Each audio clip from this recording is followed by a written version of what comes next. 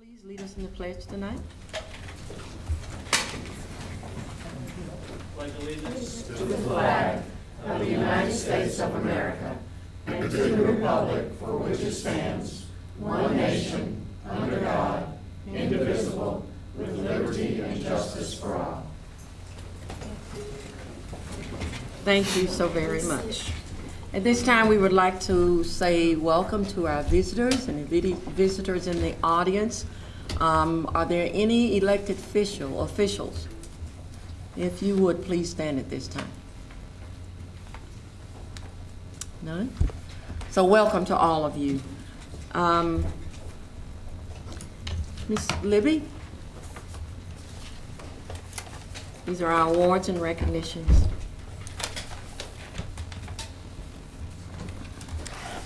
In 2010, Metro Nashville Public Schools made history when it became the first Tennessee school district to earn the Meritorious Budget Award from the Association of School Business Officials International.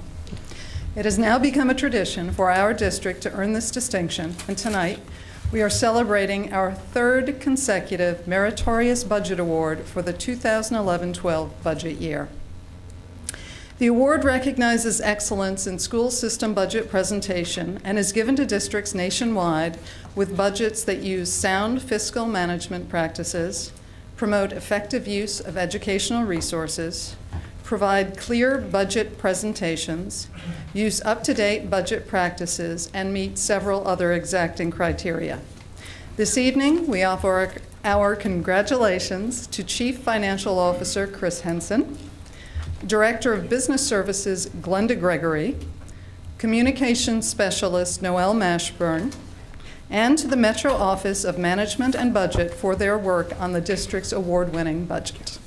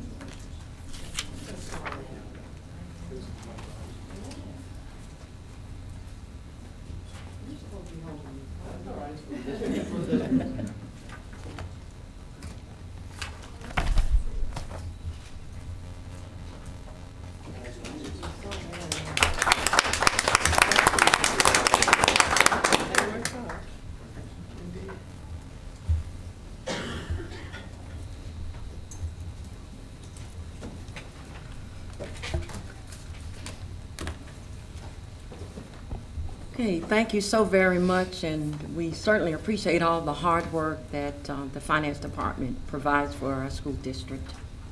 At this time, the board will hear from those persons who have requested to appear at the board meeting.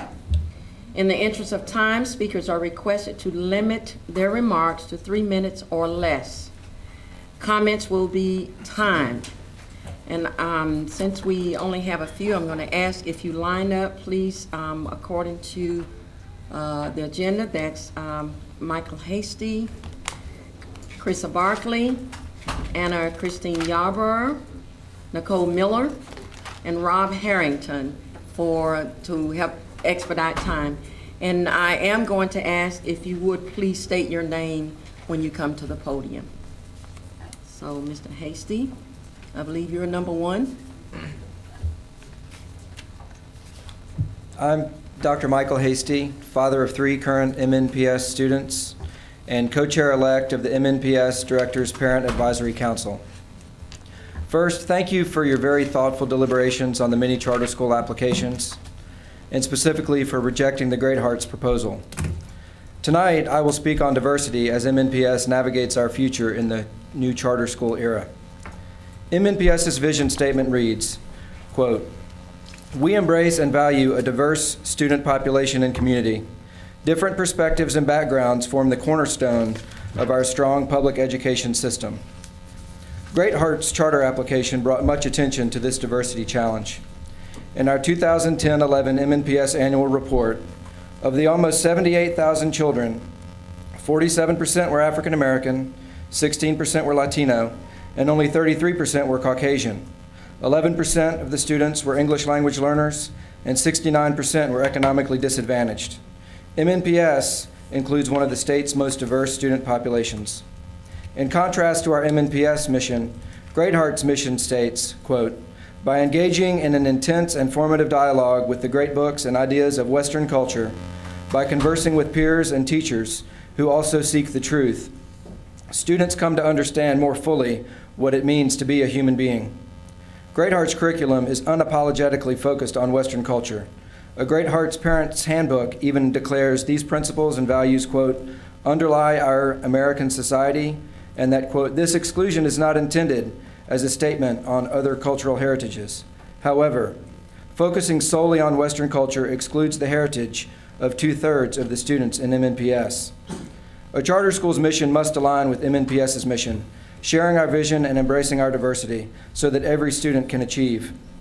Tennessee's 2012 Public Charter Schools Act still demands charters, quote, "improve learning for all students and close the achievement gap. Any program that neglects diversity is at odds with this purpose.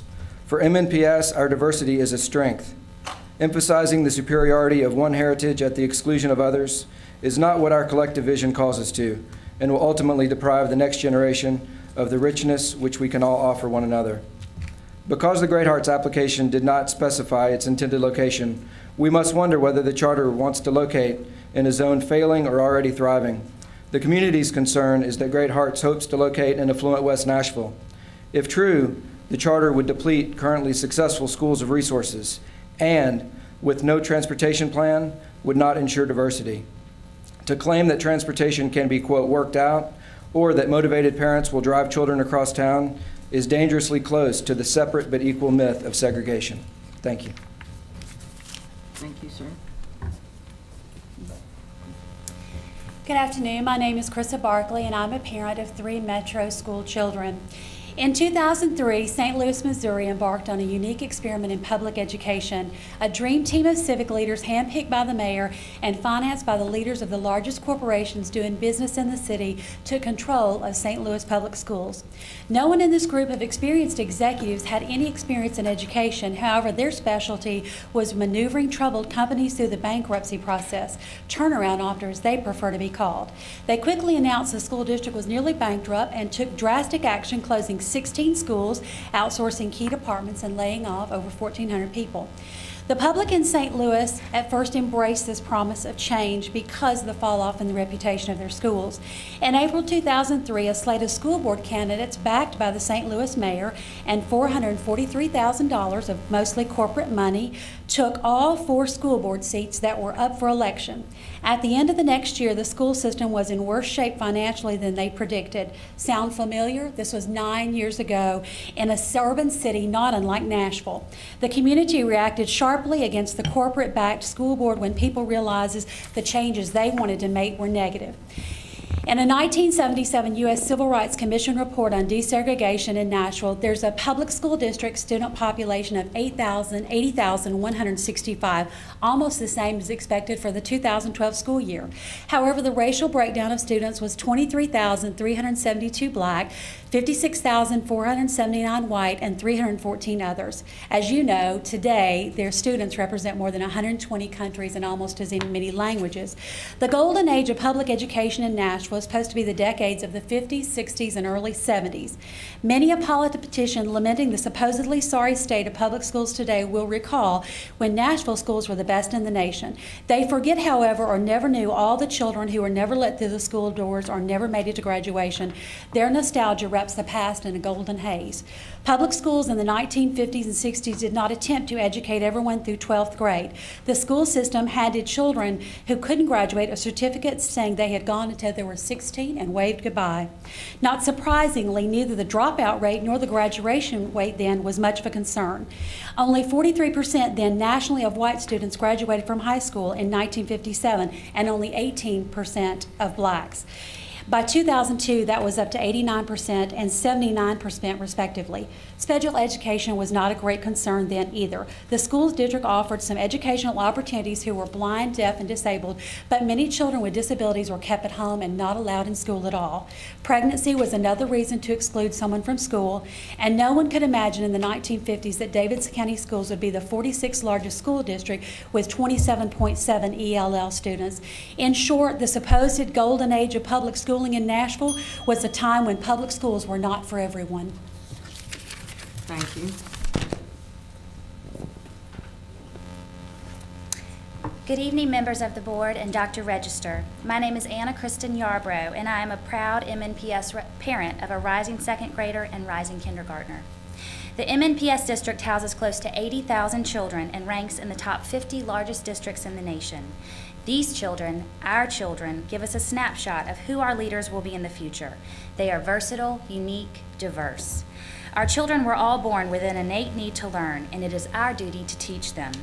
In 2010, when Tennessee was awarded $500 million from the federal government, it was given as a means to jumpstart our educational system.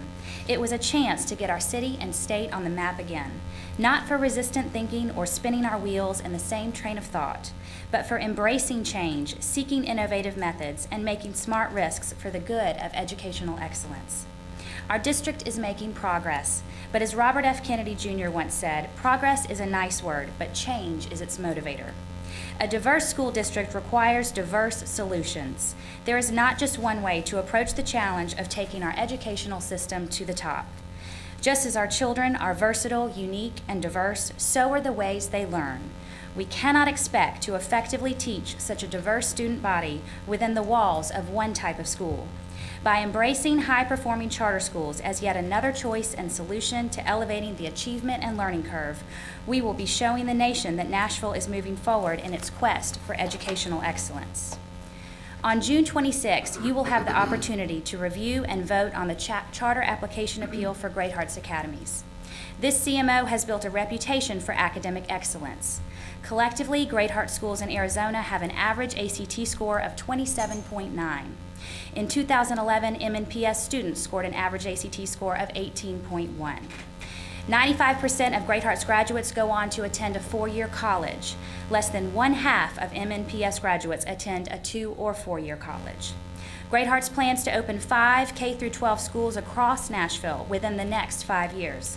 In doing so, their school will be able to mirror our city's diversity and effectively achieve the diversity goals of our district.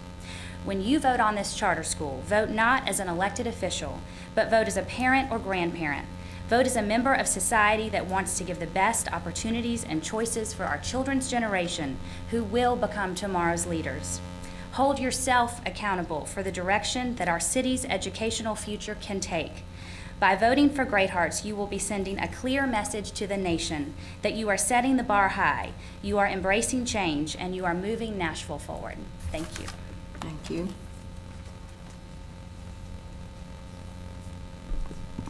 Good evening. My name is Nikki Miller, and I am the proposed school founder for KIPP Middle School. I'm serving our students in the Whites Creek cluster. This past year, I taught and was a grade team leader at KIPP Academy Nashville, and prior to that, I was a teacher at Whites Creek High School. Tonight, I am choosing to share my time with Randy Dowell, our executive director at KIPP Nashville. Thanks, Nikki. My name is Randy Dowell. I'm the founder and executive director of KIPP Nashville. And we're here tonight just to notify the board of our intent to resubmit our charter application to open a second KIPP Middle School in 2013. Earlier today, we sent a letter to Carol Swan and Visha Hawkins summarizing KIPP Academy Nashville's historical achievement and growth scores, along with our student attrition rates. In addition, and here's a copy of the letter, in addition, the State Department of Education has granted us permission to share our 2012 results, which we've also included in this letter.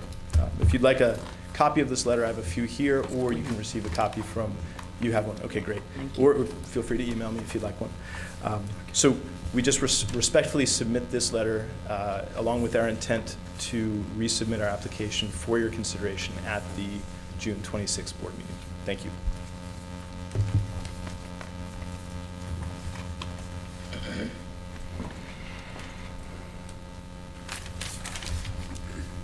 Hi, my name is Rob Harrington. I'm a father of 2 children who both attend public school in Nashville.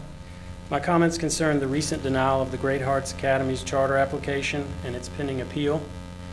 The Great Hearts charter application was denied because of its lack of a transportation and diversity plan and a lack of specifics on prospective locations.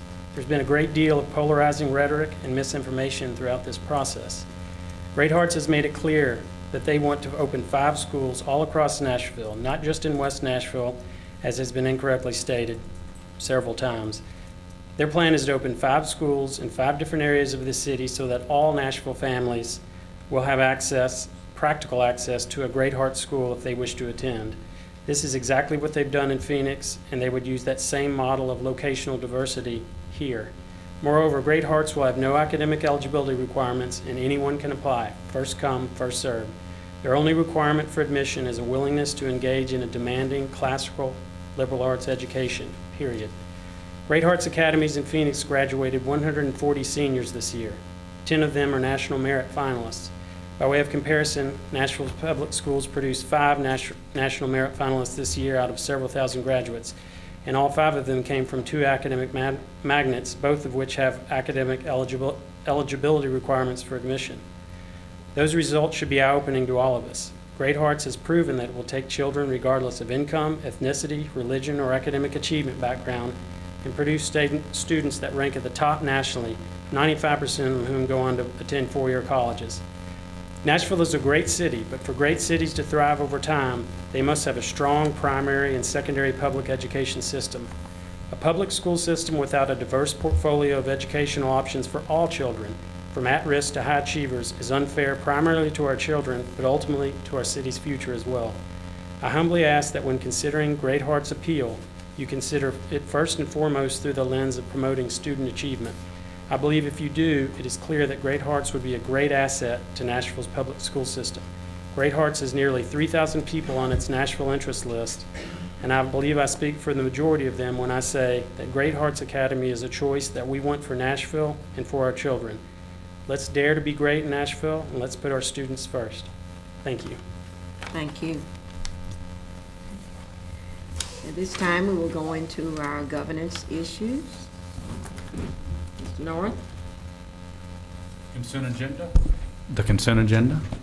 Approval of minutes, May 29, 2012 special meeting.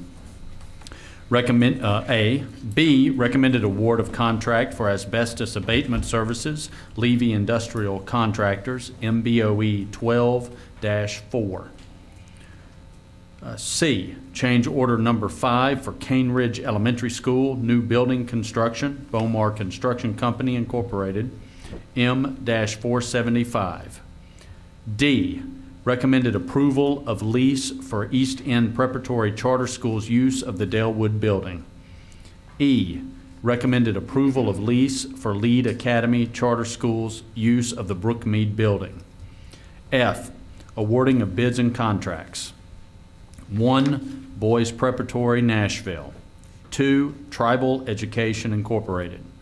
3, Vanderbilt School of Nursing. 4, Vanderbilt Center for Science Outreach. G, recommended approval of legal settlement, claim L-14347 in the amount of $10,000. H, recommended approval of fiscal year 2011-2012 operating budget amendment number 2, Budget and Finance Committee. I, recommended approval of request for compulsory attendance waiver. Madam Chair, that completes the consent agenda. I move that we approve the consent agenda as read. Second. We have a motion and a second. Any discussion? All in favor, let it be known by saying aye. Aye. Those opposed? Motion carries. Number 2, recommendation approved on to school resolution. Mr. Carr?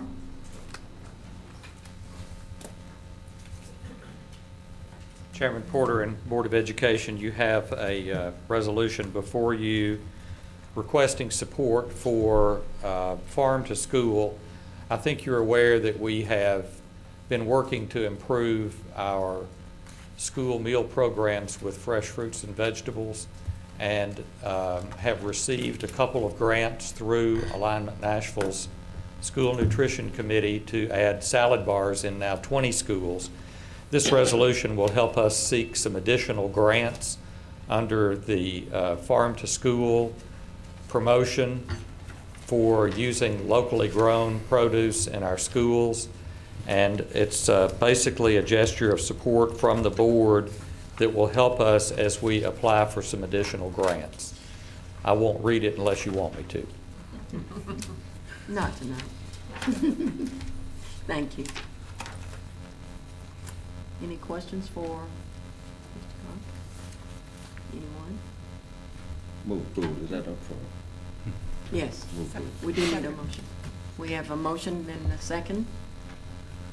Any discussion?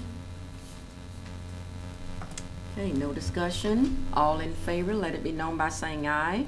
Aye. Those opposed?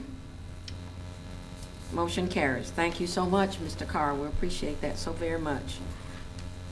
Number 3, recommended approval of renaming W.A. Bass to Bass Learning Center, naming of schools committee, first reading. Dr. Brandon. Yes, Madam Chair. The naming of schools committee met on Friday, June the 8th, and it is our recommendation that the changes be made for Bass, W.A. Bass to Bass Learning Center. It will house the ALC, Adult Ed, and one other one, I can't remember. Transitions. It is our recommendation for this change. Move approval. Second. We have a motion and a second. Any discussion on those? Yes, Mr. Davis. As we've discussed on many occasions before, the renaming of buildings is sensitive to folks in the community, and we'll certainly talk about this with the next building as well. Is there monument signage or signage that's on the building that will change, or is this from a community standpoint, right, if you're looking at the building, what will we see with the proposed name change? Will it still say Bass across the top somewhere? Yes. And this would be the learning center at the W.A. Bass School building? Bass Learning Center. At the W.A. Bass School. Are we changing the name physically of the building or a program within the building? And how is the signage? What's the appearance to the community? You want to address that, Dr.? Do we spend $10,000, for example, to change the sign on the front of the building? Or do we place a banner in the lobby? There'll be appropriate signage up, but not monumental signage change. I see Joe Hitchens come in. May I ask Joe to address that more specifically, please, because I don't recall the particular signage at that building. There is signage that identifies it as Bass School. I don't remember if this is Bass Middle School or just Bass School, but we normally make some minor changes, but Bass stays on the, we try to incorporate any kind of new wording into the existing signage. There is lettering on the front of the building, W.A. Bass Middle School, actually on the building itself, facing the freeway, facing I-40. Would that remain? Probably what we would do is have the W.A. Bass remain and then change to learning centers. Right. That's the kind of changes we normally typically make. In some of these older buildings, you would have a carved piece of, I think these are letters kind of like on the side here that are, that would remain. So Yes, so they'll alumni remain. would still see W.A. Bass when yes, they pull up correct. the building. And that's what we normally do. They normally say W.A. Bass. We would probably just change where it says middle school, we would change it to learning center. And while you're up here, so we don't have to call you back for the next one, what do we see today for Cone, and what would we see in the future? We have recommended approval of the naming of the Cone School. I don't see what it's going to be named to, so I can't answer that. That's what I'm asking, what would it be named to? B. Cone School. Oh, that's what it would be named to. Yes. When you stand in front of the building, what do you see on the building, and does that change? It's Cone High School. Would that sign? It may say it, Cone High School. I believe it says Cone now in Limestone. I think it's embossed in Limestone now. Right, So so Cone would still be there. It would still, right, so for alumni, the front of the building is not going to look No. Any different? different. Correct. No. Thank you. Well, Joe, doesn't it say Cone High School? Is that I think it says Cone. I think it says Cone High School. We'll still leave the But high that, school. we'd leave that. We're not going to take off the Limestone Okay. pieces. That would be, thank you. And Mr. Hayes, it was a lot of discussion when we looked at the name change, and that was a concern of the committee when we met for this, that make sure that we leave the original name on those buildings. We felt very strongly about that. So there's no intention to remove the original names at all. The main reason is that the state has to assign numbers for these programs. So it's programmatic changes within those buildings, and just the names are remaining the same. For all the alumni out there, I think they'll be delighted Right. to see when they walk to their building, Right. it looks the same. Right. Thank you. Did we vote on that? No, we haven't voted yet. Motion and a second, discussion, and if there's no further We're ready for the vote. All in favor of the said name, let it be known by saying aye. Aye. That's This on is both for of them. WA. On both. Let's just do for both. Let's just do both, since All right. we've already discussed them. All right. Again, So I'm motion sorry. for approval to change the name of WA Bass to Bass Learning Center, and to change the name of the Cone School to the Cone School. Yes. Second. Okay. All right. Are we ready for the vote? Yes. All in favor, let it be known by saying aye. Aye. Those opposed? Motion carries. Thank you so very much. Okay. All right, Dr. Brandon, that concludes your Yes, ma'am. Okay. Moving right along to Dr. Register. Thank you, Madam Chair, members of the board. Have one item on the director's report tonight, and I'll ask Chris Weber to come forward and I'll make a few remarks as introduction to this. As you know, there are many choices, many options in our school system for students to choose. And actually, the number of students who choose other than a zone school is between 1 in 5 and 1 in 4 of the total enrollment of the school system.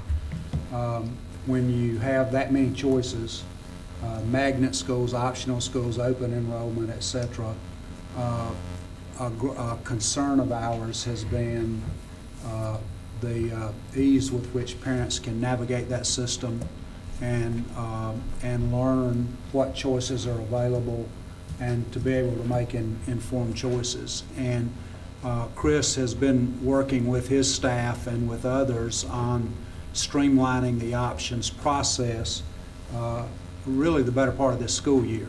A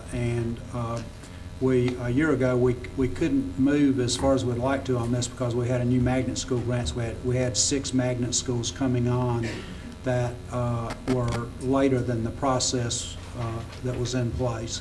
So we've asked Chris to be working on this, and Chris is going to give you a brief report tonight on where we stand on this progress. Chris? Well, thank you, Dr. Register, and thank you, board members, for letting me come speak to you tonight.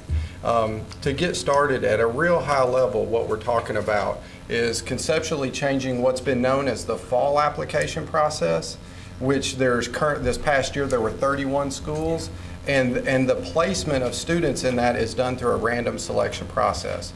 So we're talking about combining the fall application with the current spring application, which there's about 41 schools that were offered this spring, and those students are placed through a first come, first serve approach. So we're combining those processes so that parents can apply for all of the schools of choice at one given time, and students will be placed sooner.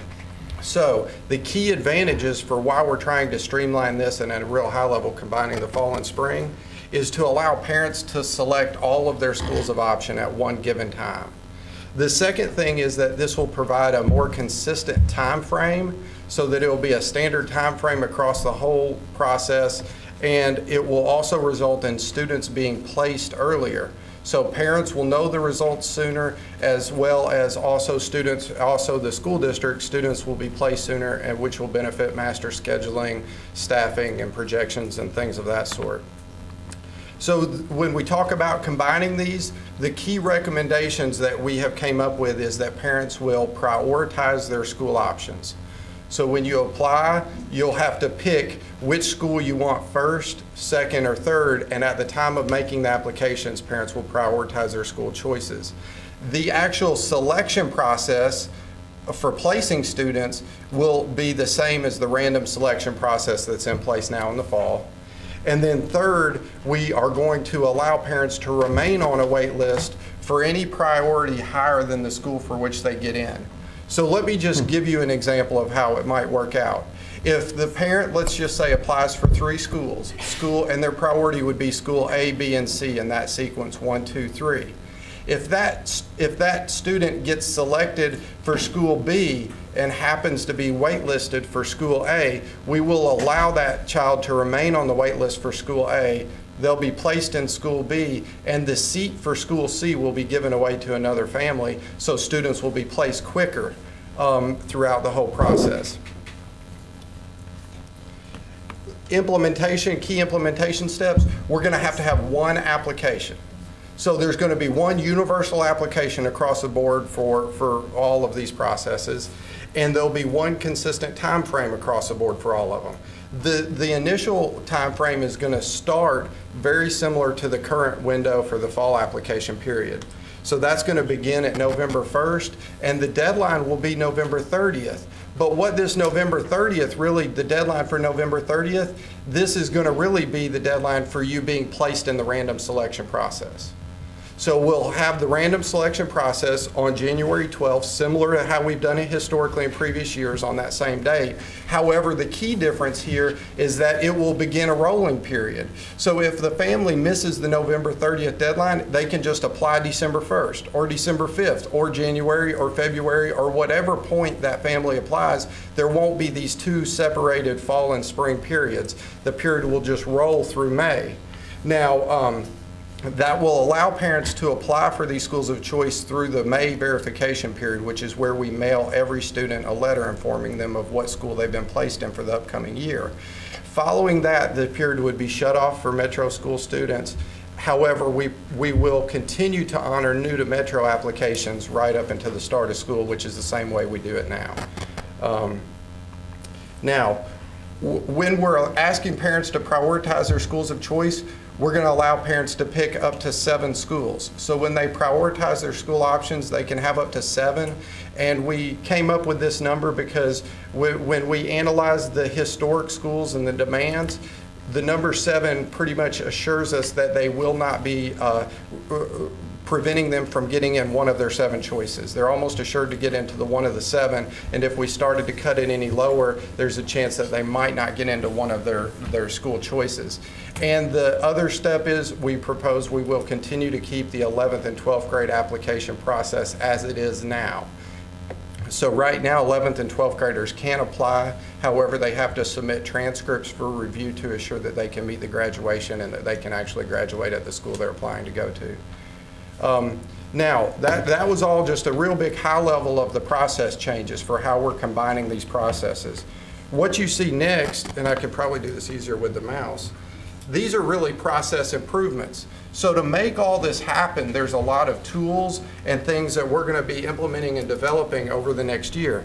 And so the first at the top left, you see redesign application, both paper and online. So there'll be one application, and it will be available both in paper and online, but that same application will be good throughout this whole period. And the online application, people can still apply through the same application through the whole time. The second, to the left there, you see Selection Day right down here. Well, Selection Day, that's the January 12th date where students get placed in the random selection process. That is going to have to happen quite differently than the way it happens now. This is a public event, and we're proposing it will continue to be a public event. However, there were 31 schools this year, and it's likely going to expand to about 64 schools. So the event, it already takes us right now, a good 6 hours to actually get through this. So when we move to 64 schools, we just can't handle it. Not only that, but the actual placement process is going to require that to be done a little different. So we're going to want to improve that for parents, where we actually try to condense that time frame, still have the public event, but have parents come in and find out their results. We'll post the results online and all that, but that day is going to happen a little bit different than the way it has in the past. You see in the bottom left the redesigned fall selection number. So currently students are just, when you apply for one of these schools in the fall, you're assigned just a number like 190, whatever. And it's tied to the school and the grade. What happens oftentimes throughout this process is that between the time when the parent applies and then knowing the results of the selection process, they might either lose the card might get lost in the mail, and there's confusion about, well, what is my place, what was my number, what have you. So we're going to come up with a unique identifier so that parents can identify their child's application at the given school without giving away the student's identity. So what that's going to look like is the same school ID and grade, but instead of just having like a 190 number or something like that, it'll include the student's, say, maybe first and last initial, and then the last 4 digits of the student ID number, so that if you happen to not get your card, you can look and still know the results, and it will be transparent. In the top right, online tool for placement and wait list. This mouse is kind of hard to get to, but online tool for placement and wait list.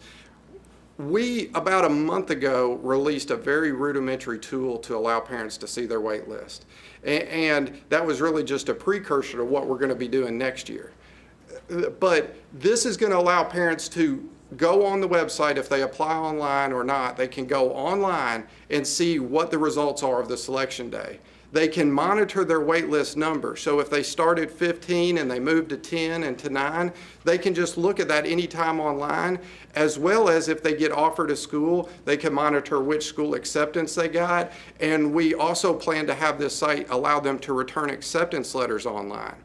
So they'll be able to see I'm waitlist 5, I was mailed an acceptance letter, and I can now just go online and click acceptance letter online, return acceptance letter online, and that will prevent them from having to come down in paper. And that's a key improvement because previous to us even releasing this rudimentary tool, parents had to call customer service to get their waitlist number. So they would call customer service and find out if I'm 5 or whatever. So now we're just going to be transparent and they can look that up online. You see to the middle on the right, online tool to navigate school options. This is really a tool to help with the communications. We've got so many unique school opportunities and programs in all of the schools. It's sometimes difficult for parents to always know exactly what the best fit is for them. So this is a communications tool that would help parents navigate all of these 64 schools and help identify what academic programs or areas of interest or extracurricular activities fit the needs of their student and their family at the time of application.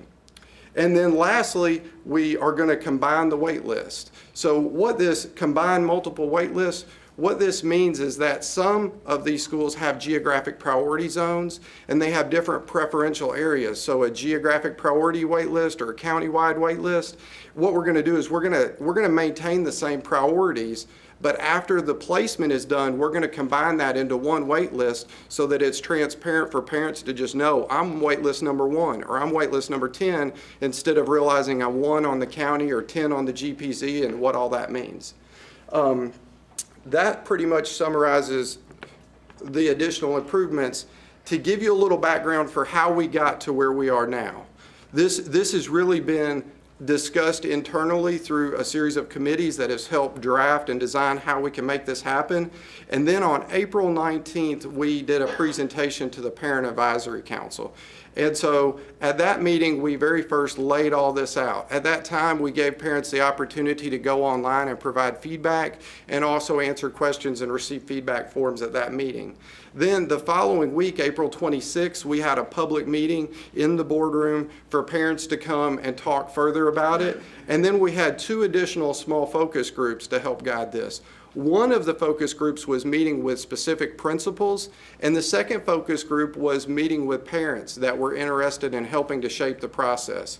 So while I'm talking, I want to take the opportunity, if there's any parents or principals that participated in that, we really value and appreciate their feedback, and we're planning to actually continue to bring the parents into this loop as we further develop the website and these tools so that we get their feedback on if these tools are helpful and from a parent's perspective what adjustments are needed. And so I'll now open it up for question and answers.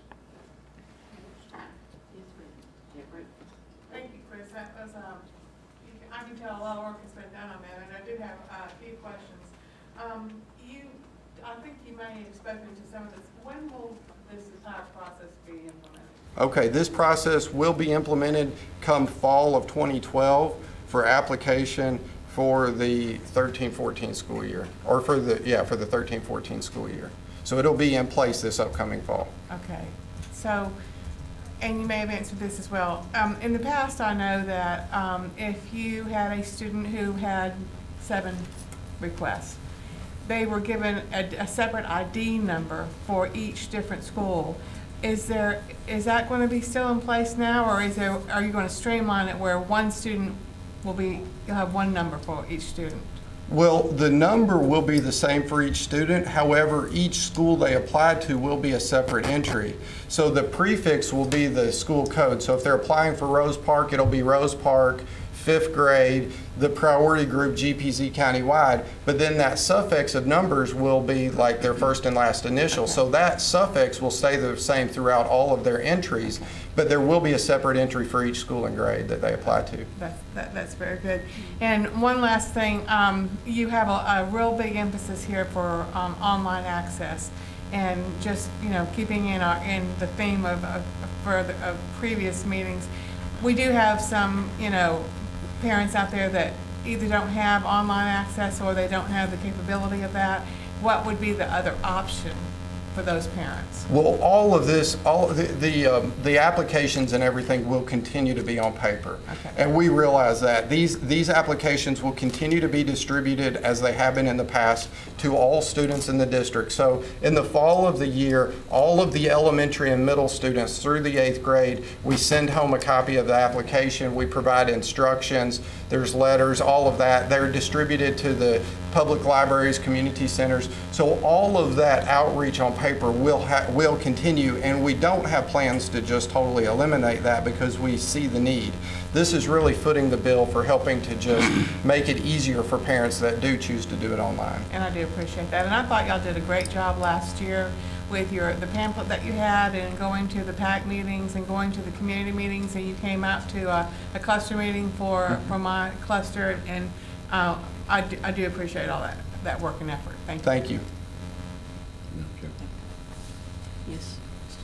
Yeah, Chris, when I first looked at the agenda, I was a little concerned because it said streamlining school options, but it's streamlining school option process. Yep. And the first thing went through, man, we're getting ready to narrow the options, but I see that's not the case. I did kind of feel like I was sitting the first day in a calculus class listening to you, because this is a very complicated process, but I think you've done a great job in narrowing it down to where I think the public, once you put this together, will be able to understand exactly what's going on. And my experience with you in the past is I trust your judgment. Thank you very much. Yes, Ms. Mays. I have just one question. You mentioned that the first and second choices would be they would get their choice and then they may be waitlisted. If a parent or student is waitlisted and they decide, midway through the school year that if they're waitlisted and they go to their selected school, if they come off that wait list and they decide they want to go to that school, is there a deadline for let's say they have to make a selection midway through the semester? My concern is that if a child chooses school A and they're waitlisted for B and then B becomes available, then there may be a lot of movement in the middle of the semester. Let me just clarify this. If they are selected for school B, they can remain on the school A's wait list. The results for school C are irrelevant because those seats or wait list positions are now given away to another student. So the only way that they can accept a wait list or be offered another letter is if they move higher up their priority list. At that point, they will be mailed an acceptance letter, and we will continue to maintain a calendar of scheduled wait list pulls, kind of like what we do now. The wait lists also are eliminated after the 5th day of school, which will continue to be in place. So that process will remain somewhat similar. But the key advantage and difference for parents now is that currently, if a parent applied for these 3 schools and they got into the top 2 or what have you, they would have to then pick which one, and they would immediately come off the other wait list. So if they're number 10 on a wait list, they can now stay on that, and we'll continue to allow them to move up the wait list if there is a seat available. And I will also say that I commend you for your hard work. It's always a pleasure getting this information because you're very thorough, and I thank you very much for this information. Thank you. Yes, Dr. Brandon? Yes, Mr. Weber, for newcomer parents, whose responsibility will it be to inform them of the possibilities to apply? So are you referring to a family that would be new to the school district, that would be moving in or coming from a private school? Yes. Well, in the middle of the year or anytime after school starts and anytime after all of this has been given to parents, how will they know about this process? Well, the communications efforts, you know, the online tool to help them navigate what schools are best for them, and the online communications, and then all the brochures and the information we're putting out will continue. I don't know that it will be, I don't know of any significant difference to the way that it is now, because currently if a family moved in new to Metro and they applied in February, they could still apply in February or March. So it's really not drastically different, except for the fact that every year we make a concerted effort to improve our outreach and communication. So my hope is that it would only get better, but I don't have really specifics to add to that. So it would probably be collaboration between the communications department and your department and principals, and there is very tight collaboration between the communications and student assignment now. They've had they have been a very significant process of shaping this, and the online site to help parents navigate their school options is really a key communications tool. Now, one of the really significant improvements we did last year that was a great success was having a fall and a spring kickoff event. So these events take place at a school. We invite the schools to come and we invite the parents to come. And this is an opportunity for them to engage the schools and ask questions about their programs. So there is a whole lot of collaboration, and I only see that improving.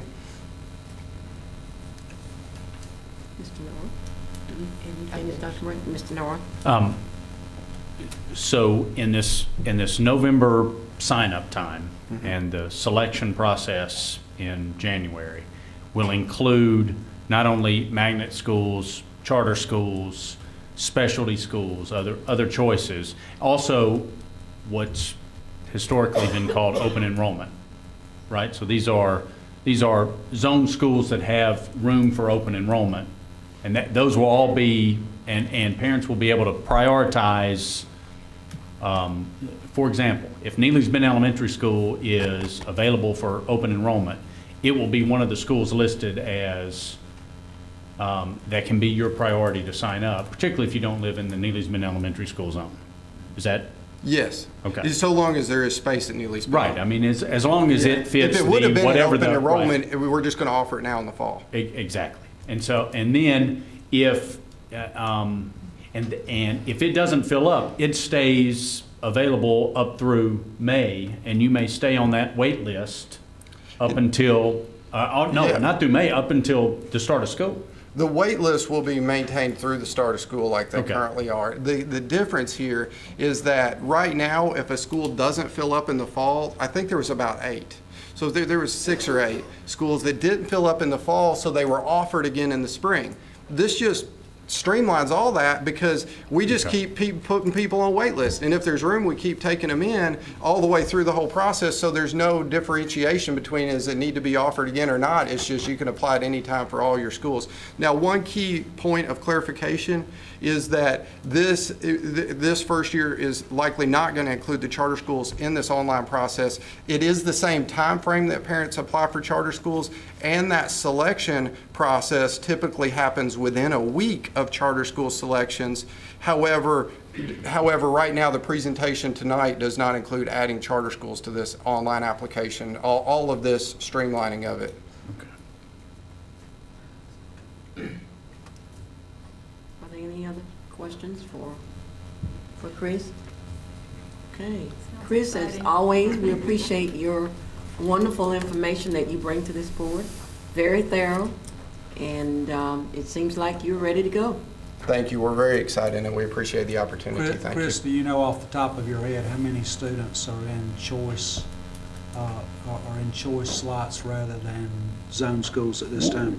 Well, currently the number is somewhere around, say, 19,500, or that are attending out of zone schools. Okay. Thank you. That would include charter schools as well. Thank you. I would, Madam Chair, members of the board, that really concludes my director's report. I would like to call attention to and ask for your thoughts for Dr. Laura Hall, our Associate Superintendent, whose husband passed away very suddenly over the weekend on Saturday. I know Dr. Hall's receiving this evening, and her husband's funeral is tomorrow. He's a retired policeman from Metro Nashville, I believe. Is that correct? He's a Highway Patrol. Highway Patrol. Highway Patrol. Thank you. Okay. All right, and our condolences goes out to Dr. Hall and her family from this board. Thank you so very much for sharing that with us, Dr. Register. I don't have anything to report, but I would like at this time to just review myself as well as our viewing audience and audience here tonight of Metro School's vision. And we have heard such a wonderful report from Chris tonight. And board members, if you would like to follow along, it's on page 13, that the Metropolitan Nashville Public Schools will provide every child with the foundation of knowledge, skills, and character necessary to excel in higher education, work, and life. We embrace and value a diverse student population and community, different perspectives and backgrounds from the cornerstone of our strong public education system. And as we hear reports that was just given to us from Chris's office, we are continuing to provide every way possible to make it conducive for every parent in the school system. So thank you again, Chris, for that as well. Are there any other announcements tonight? Dr. Brandon, any announcements from you? Ms. Mays? Mr. North? The Community Task Force on Student Assignment will meet this Thursday, June 14 at 5:00 p.m. here in the boardroom. Also in the written information provided to the board is the report on vacant properties. Please review that when you get the chance, and be sure the public knows that that is available as part of the board packet this evening. Okay. Mr. Kendall? No. Mr. Hayes? No. Okay. I have one or two announcements. Our next scheduled board meeting is June 26th. Please note that the 26th meeting is not a work session. At that time, we will review the charter school application appeals. So please put on your schedule that we will not have the work session at that time, but we will move forward with our charter school applications. We will also have one board meeting during the month of July, and it is scheduled for July 10th, and that's our normal process during the month of July. We will also have our annual Parent University Summer Meeting on Saturday, July 21st. I hope that as many of you as possible will be able to really attend this, and it's always gratifying to see the number of parents participating in the Parent University. And I might add, if you want to see a variety of the ethnicity in our school district, I think that is the day that you should be present, because it's wonderful, and also to see the interaction of all of the groups. So thank you. This concludes my announcements, and Mr. Hayes, you have the honor. If there's no further business, I move we adjourn. Thank you. Favor leave.